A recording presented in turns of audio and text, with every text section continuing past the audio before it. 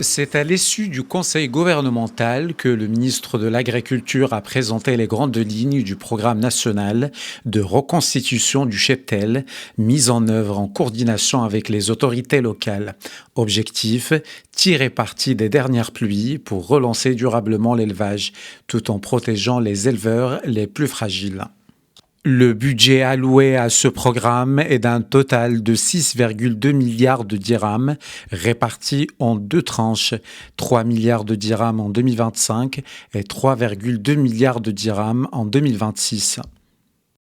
Le plan se structure autour de 5 axes. Premier axe, reconstitution des dettes. Près de 50 000 éleveurs seront concernés.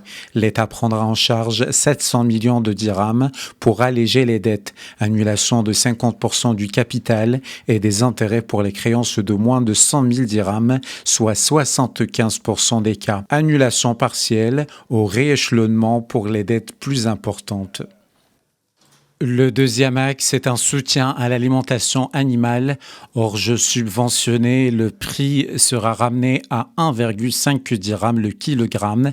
Aliments pour ovins et caprins, 2 dirhams le kilogramme. Ce soutien nécessitera une enveloppe d'environ 2,5 milliards de dirhams. Le troisième axe de ce programme est la protection des femelles reproductrices. L'État veut empêcher l'abattage des brebis et chèvres pour préserver le capital reproductif. Une opération de marquage sera lancée avec un objectif de 8 millions de femelles conservées d'ici mai 2026. Une aide directe de 400 dirhams par femelle identifiée sera versée aux éleveurs.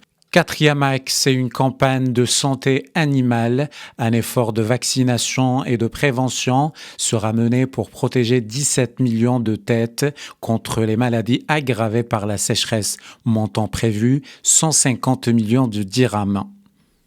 Cinquième et dernier axe, c'est l'encadrement technique à travers la création de plateformes d'insémination artificielle et formation ciblée des éleveurs avec un budget de 50 millions de dirhams.